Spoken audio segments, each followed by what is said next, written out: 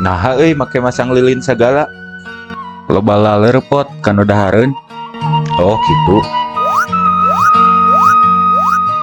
Dewala, kan mane mah pinter. Uing rek nanya ye. Tanya naon deui atuh pot? Eta lilin hurung lamun ditutupan ku gelas naha bet pareum. Eta teh nunjukeun naon coba? Nya ku sabab eueuh hawa dina jero gelas teh pot. Lain, salah. Gareng, maneh apal teu? Karena proses pembakaran yang membutuhkan oksigen. Saat lilin menyala, ia memakan oksigen dari udara di sekitarnya.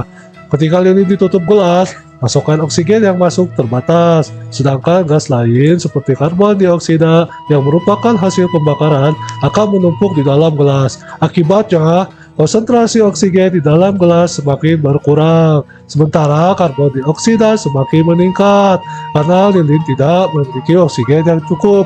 Sehingga lilinnya akan padam. Halah, salah.